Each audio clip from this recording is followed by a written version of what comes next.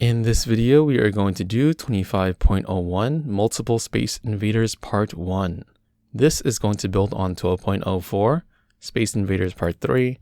And this version, if you remember, only had one enemy falling down, like so. And if we kill it, it just respawns another one at some random X position. But this is pretty boring, right? Because one at a time, it's way too easy. The original Space Invaders had multiple of them falling down. And that's what we're going to be working towards in this video.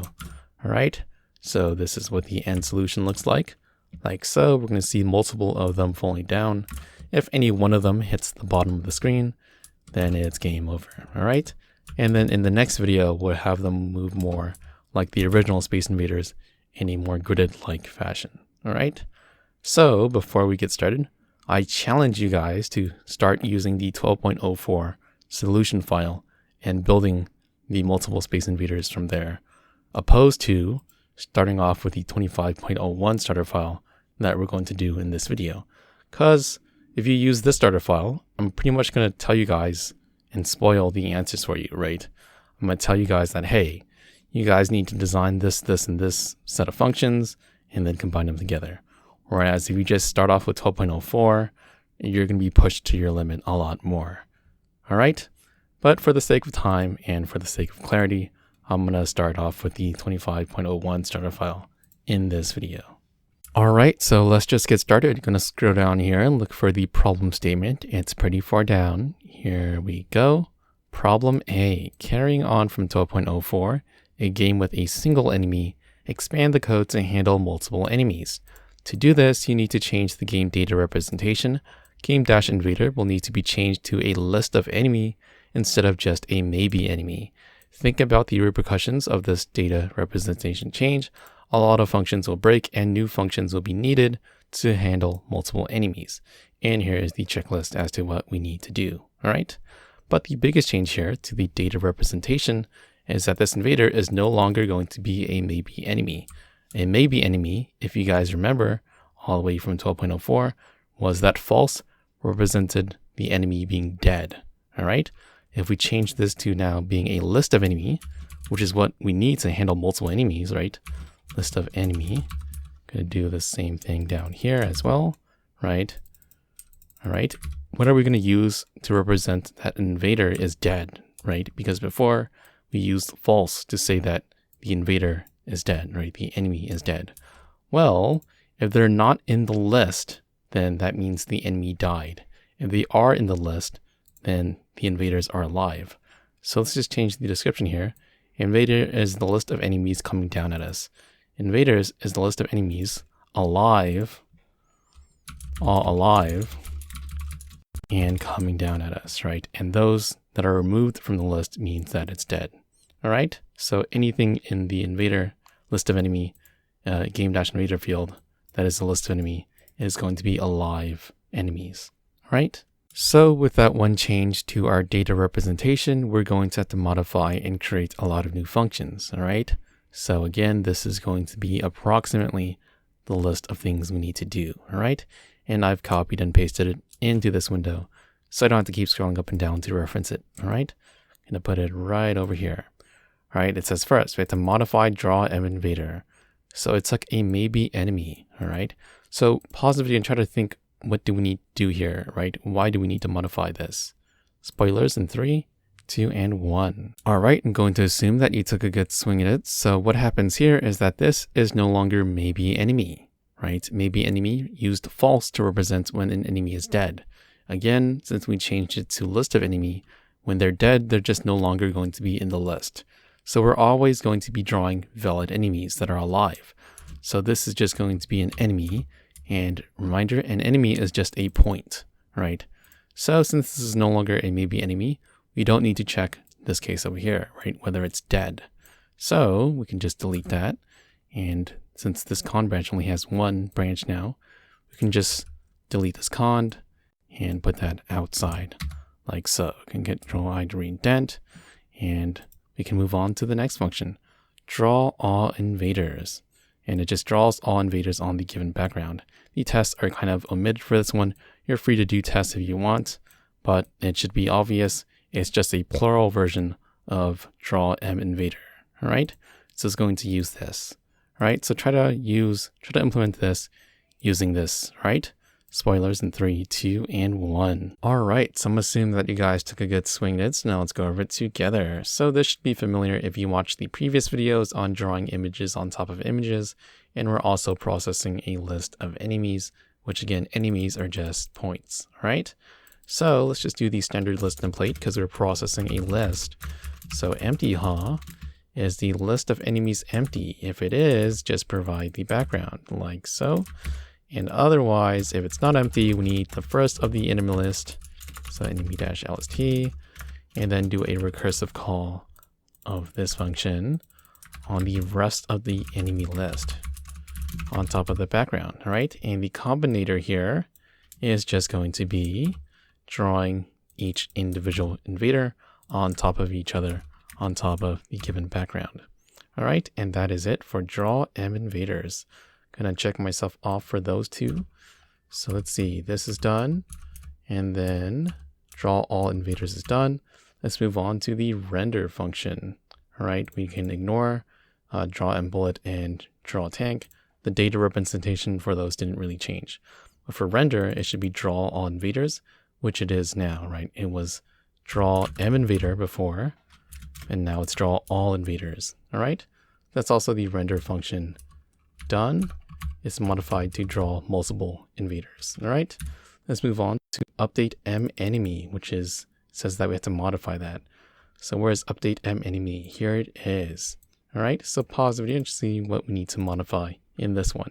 Spoilers in 3, 2, and 1. All right, I'm going to assume that you guys took a good swing at it. So if you remember, we no longer have maybe enemies. They're always going to be alive if we process them because they're going to be in the list. So this is just going to be enemy. Again, enemy are just points, right? So this used to check if they were dead, but now we know that they're always alive if they're in the list. So we can just delete this branch.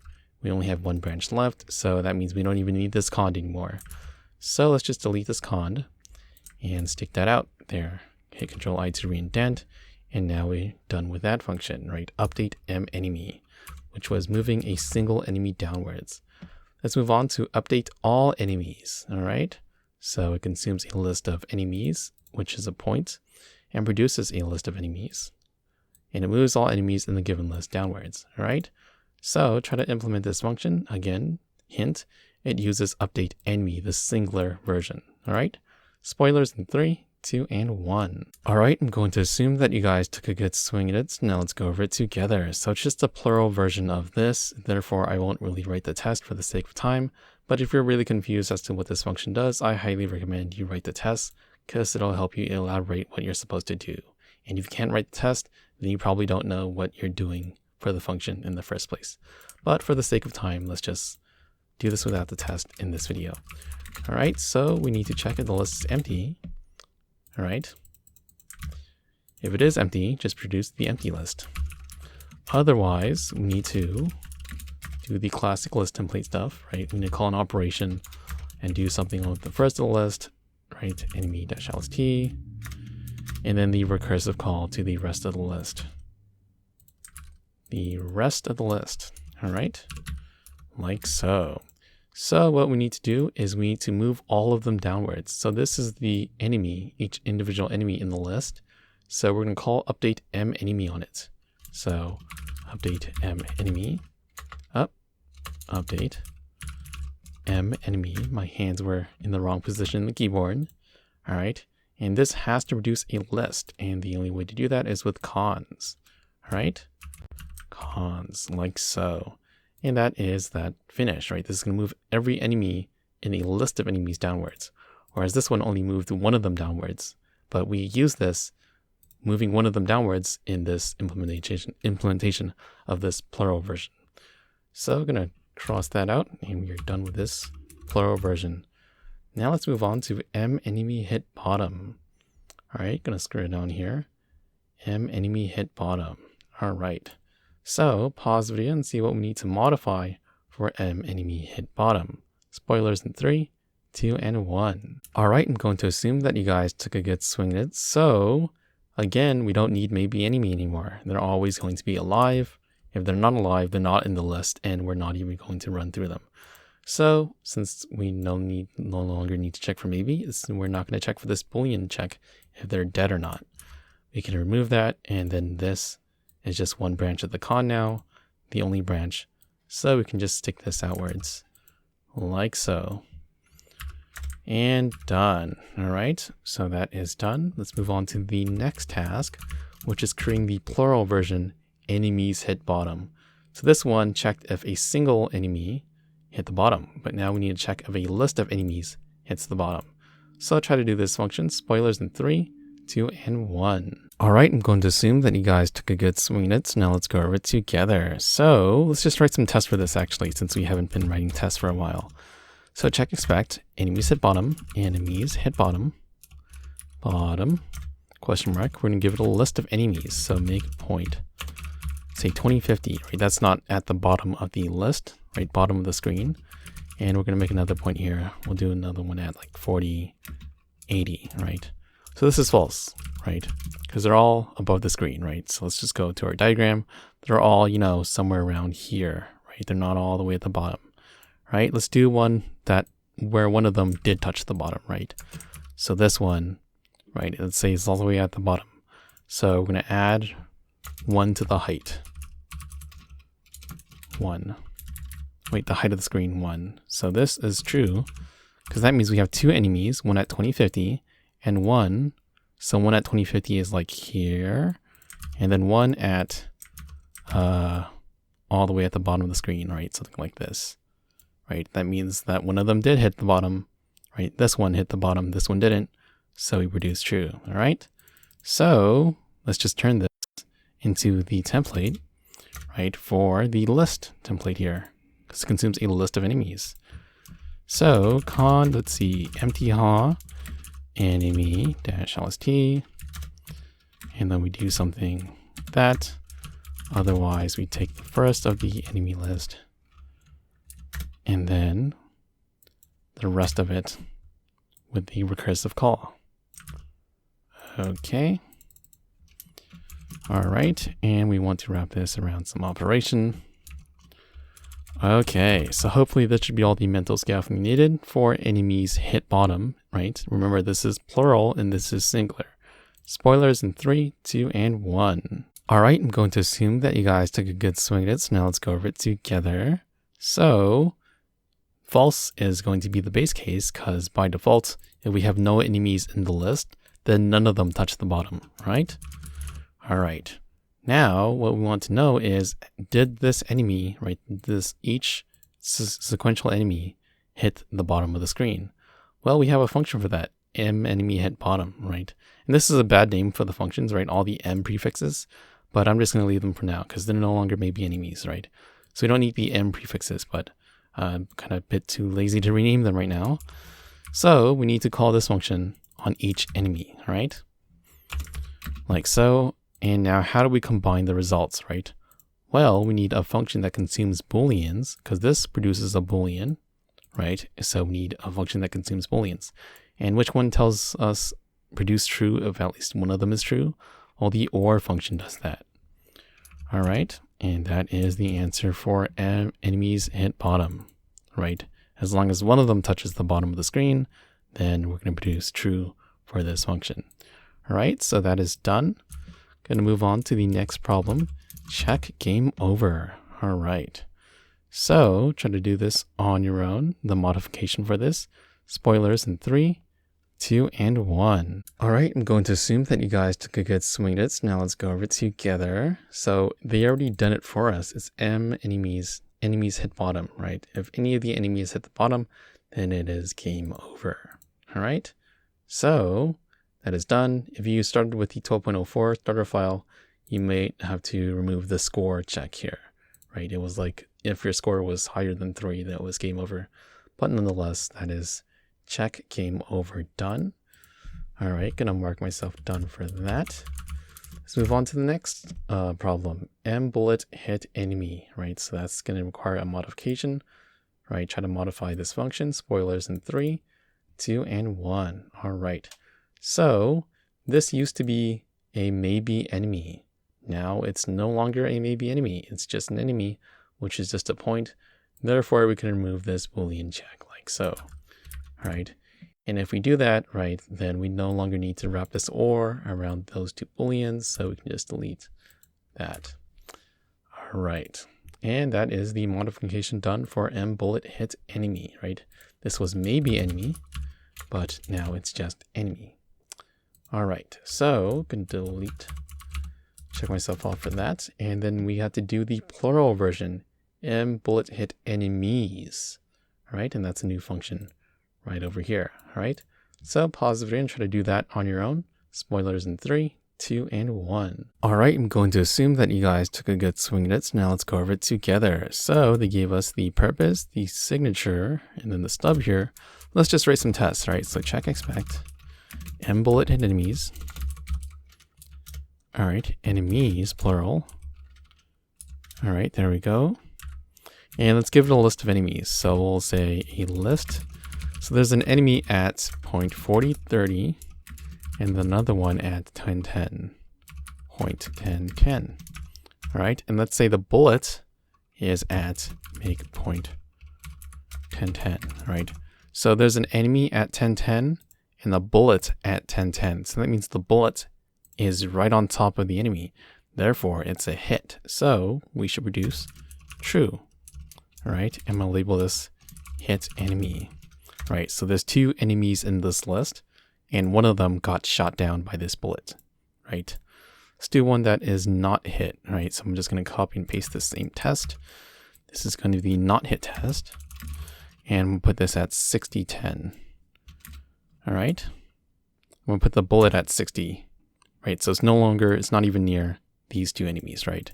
So if I were to draw that, right, 10, 10 is about right over here.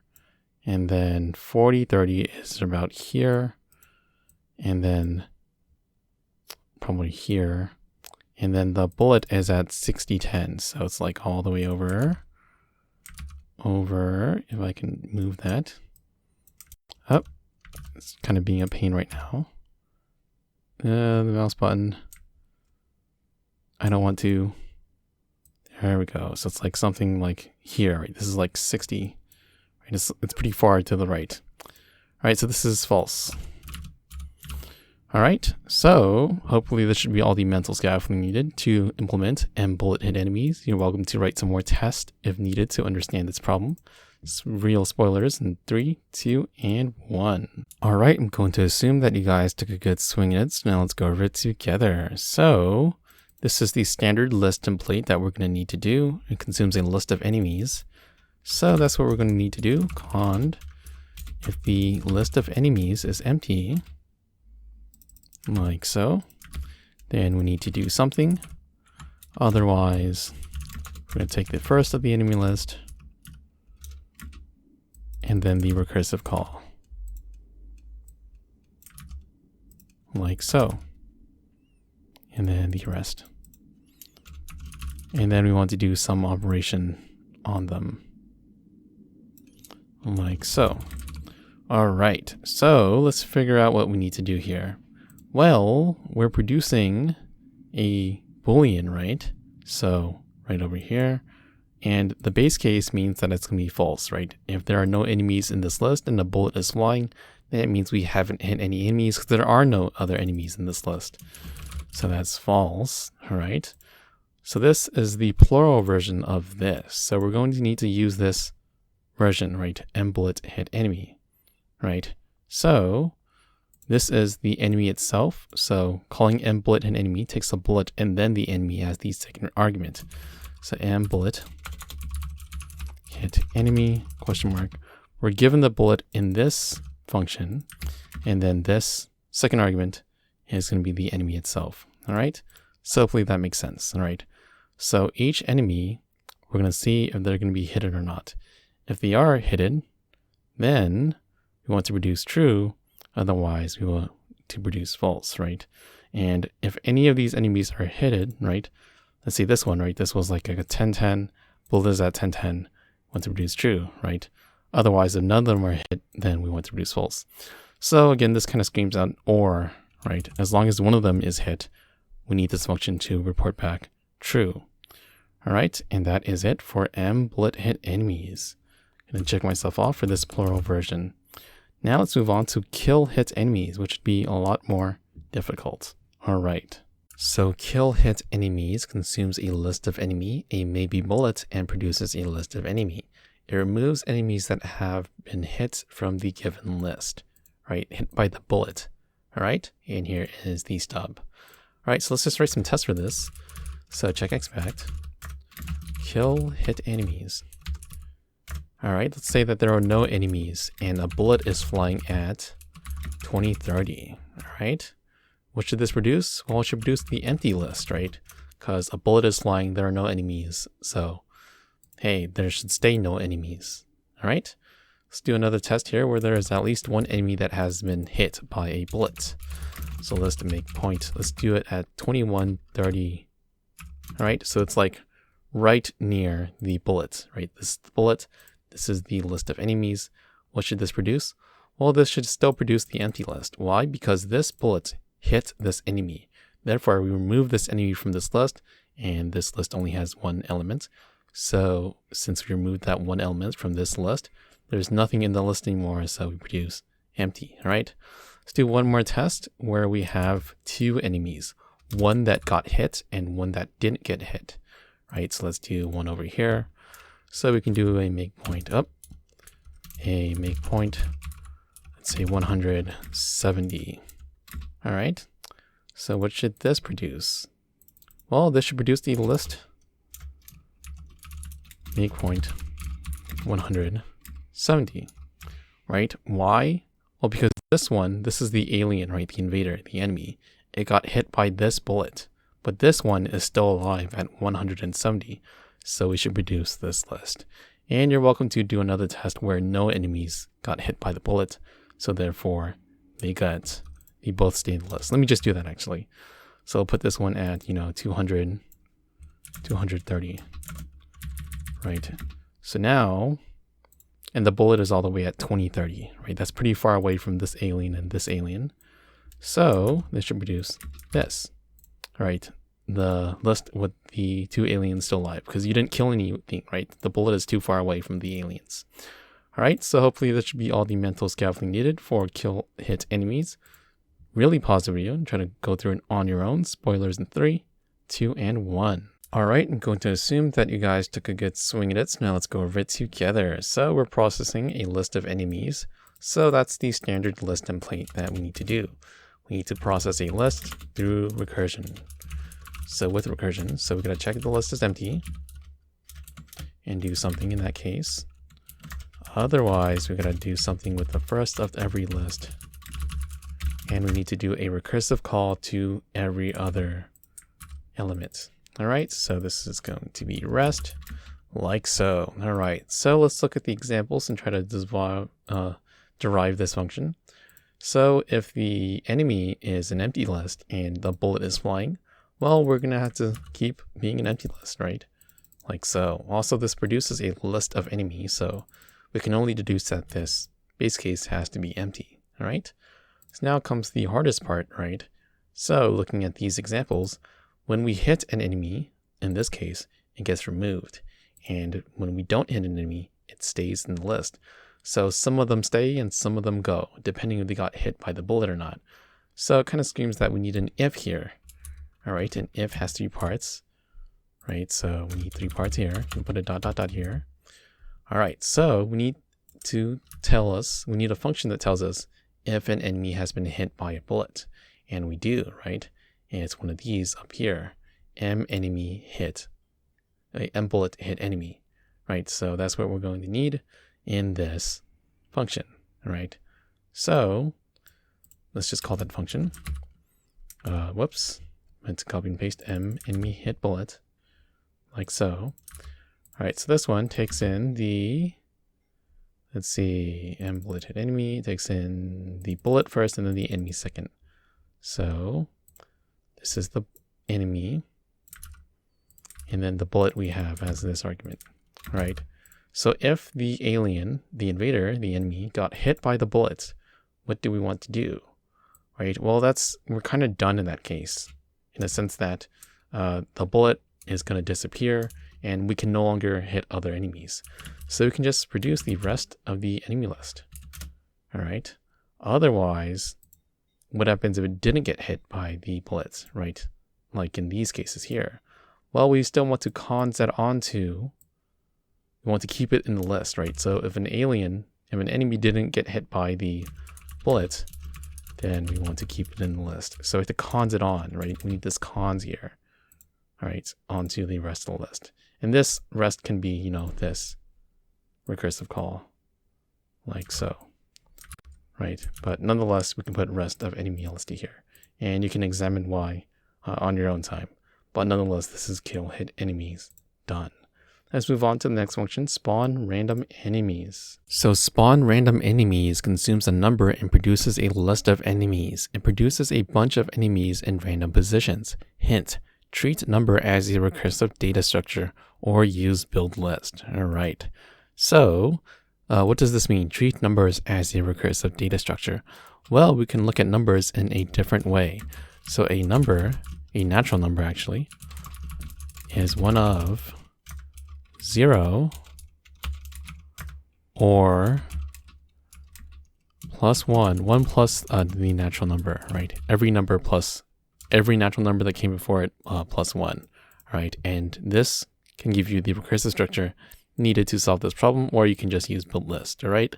So try to do that on your own. All you're doing is, given this number n, right? If I want 5 enemies, produce 5 enemies in this list, all right? Spoilers in 3, 2, and 1. All right, gonna assume that you guys took a good swing at it. So now let's go over it together. So since this is a recursive structure, right, we're gonna check the base case, which is if n is 0, right? This is the base case over here. All right. Otherwise,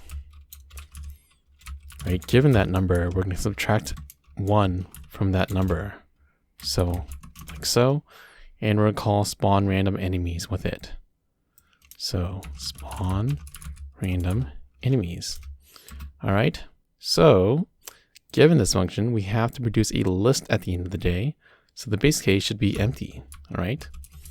And what do we want to do with this recursive call? Well, we want to build a list of random enemies, right? So let's do the random enemy, right? So enemies are just points, and points are really, you know, random points, X and Y positions, right? So we need a random X position. So we'll say the width, and then we'll say the height is random 100. So X is pick a number between 0 and the width, and Y is pick a number between 0 and 100, all right? But we're kind of not there yet, right? Random width, that means that an enemy can spawn way at the edge of the screen here, right? We don't want this, right? The farthest it can go should be here. So we need to subtract the width of this enemy, right? So this is going to be minus, and then the width of the image width, right? So I made that a constant all the way above, and like so. And this, we have to produce a list. So cons is the only thing that we can fill out here. All right, and this should build a list of random enemies, right? Give it 5, and it will produce 5 enemies with random X and Y positions, like so. Right, that's one way of doing this, right? Using this recursive number data definition. We can also use build list. So let me just quickly write out the definition for using build list. So spawn random enemies 2, so it doesn't conflict. Build list, all right, consumes, I think, the number as its argument, and then a function that produces the things we want to build this with. So I would be that number, and then it would just be this, right? So this is a lot shorter, right? It doesn't really use this I.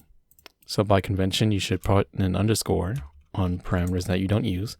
But it still comes with this parameter nonetheless. And this is the second version of using build list. But I'm just going to stick with this first version here. I'm just going to leave this one for reference, right? If you want to use the build list. All right, now let's move on to, I'm going to check myself off, right? We did kill, hit enemies, and then spawn random enemies. Now we're at the hardest change, update game. We need to modify that. So here is update game, right? So we need to modify all this code over here. Right, it's going to be a collage of a good amount of functions that we've done before. All right, so try to do this on your own. Spoilers in 3, 2, and 1. All right, I'm going to assume that you guys took a good swing at it. So now let's go over it together. So we're going to ignore these two tests over here, right? So I'm just going to comment both of them out actually, because this is sort of a collage function. This update game function is just going to just use a lot of functions that we used before in a way that moves players, move bullets, and collides the bullets with the enemies like so. So it's pretty similar, right, to this one, this code over here, except that we're not going to have branches, right? So what we're going to need to do is we're going to move the tanks, move the bullets, move the enemies, collide the bullets with the enemies, and update the game score. That sounds like a lot, but when you use the all the functions that we did in this exercise, it kind of becomes pretty easy. So this is the old one from 12.04. This is when the enemy hit a bullet, we increase the score, we remove the bullet and turn it to false, and we spawn a random enemy. Well, we don't need to spawn a random enemy anymore, right? Because they're just going to be multiple, and those all are just going to be falling down. And this one moves the game like normal when a bullet does not hit an enemy, right? So let's just comment this out and leave it for reference. And we're just going to define a new update game over here. All right, so we're going to need local, because there's going to be a lot of local variables that we need to do. All right, so first, what do we need to do? Well, we need to move the bullets. So define move bullet, update mbullet, and then game shot, gm. All right, so that's going to be the moved bullet. All right, we need to move the enemies. So define moved enemies. So it's going to be update all enemies. We're going to pass it the game-invader. All right, so this function, right, it still has to produce a game at the end of the day, right? The signature stays the same, but we're just going to have to move all the entities, the bullets, the enemies, the player, right? And then collide the bullets with the enemies, right? Nonetheless, let's just move everything first, right? And store them into variables. And we have to produce a make game at the end of the day. So it's going to look something like this, make game with 3 parts. All right. Nonetheless, let's just move on, right? We have to kill all the enemies. So killed enemies are the ones that are hit with the bullet, right? So kill, hit enemies. That was the functions that we did way over here, right? Kill, hit enemies. We pass it. Let's see, the enemies that moved enemies. So we moved all the enemies first, right? And then we're testing it against the bullet, right? The moved bullet, this frame, like so. All right. And we need to know if the enemy got hit. So define hit enemy question mark, and then mbullet-hit-enemies. And then with the moved enemies, and then the moved bullet. Okay. All right. So now we have all the ingredients to make our game, right? We can also do the update tank, right? We have to move the tank. So that's with update tank.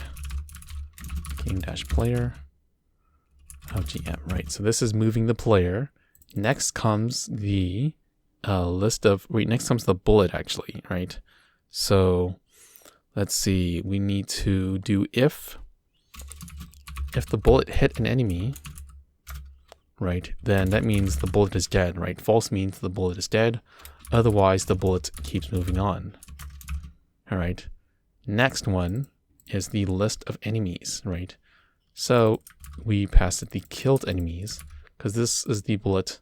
This is the bullets killing the enemies, the moved enemies, right? So these are the enemies that are left alive. So that goes into the new game. All right. And then we have the score, right? So if the enemy got hit, then we add 1 to the game score. Otherwise, the game score stays the exact same. Game score. All right. So this is more or less the final finished function. All right. So if we run this game, right? All the tests do pass, and we call main of, let's see, I think we have a centered game. Main of centered tank of, wait, game. You have like one of the games up there. Let me look for it. So, it is all the way. Give me an example. Sorry, it's called not yet shot game, right? So this has one invader falling down, right? Like so. It's nothing new, but if we call it with a list of invaders, so main, we make a game, center tank, right? No bullet has been shot yet, so that's false. And we can do a list of invaders now. So make point 20, 30, make point 50, and then 30, and then we can do another one at like 90, 20, right? So you should see 3 invaders on the screen now. Make game takes, let's see, oh, and then the score, my bad. All right, so that's 3 invaders like so, right? So yeah, now we adjusted the game to handle multiple invaders. All right, we do have the function that spawns random invaders. So instead of providing the list manually, you can call spawn random enemies. Let's say I want 10 of them, right? And we should see 10 of them on the screen now, right? They're randomized positions like so, right? This is a pain to type out all the time if you want to play the game, right? They call make game, they call main with this make game with this call to spawn random enemies. So just create a function that does that for us, right? So I'm going to scroll all the way down. All right, and I'm going to call this define start game. We pass it an n, which is the number of enemies we want. And this is what we want to do. We call main, but this time, this is that n. All right, and this is, takes in a number and produces a game. All right, so just run this code. And we can do start game of, now let's say 20 enemies, right? Let's see, dang, right? And let's see how long, how much we can go higher. Let's do 100 enemies, right? Let's see if it lags the screen. No, it doesn't. All right, but pretty neat. You can't kill them all though, but yeah, right? And just a reminder, spawn random enemies, right? If we pass it 10, we get, we pass a lower number. We pass it 5, we get 5 random enemies at random positions, right? So this one generated one at 40, 0, and one at 170, 87. We do another call, we get another set of random positions. And just to prove that the second version one works, right? Because we made 2 versions, one with build list, right? Build list. So we'll call spawn random enemies 2, and then we'll say 5. Right, this one is the same implementation, right? Just of functionality, just different ways of writing it, right? But nonetheless, that is 25.01 done. In the next video for part 2, we're gonna make it look more like the original Space Invaders, where we have them all moving in a grid-like fashion from left to right, right? They all move from left to right. So let me do, they all move from left to right and then go down, whereas this one, they all move down. But this is a good first step because this version handles multiple entities. All right. Anyways, test, review, and refactor. I challenge you guys to rewrite some of these functions using the built-in abstract functions like map, filter, fold, and etc. Because some of them can be rewritten in this way and it will make them a lot shorter. But nonetheless, that is about it for this video, and I will catch you in the next one.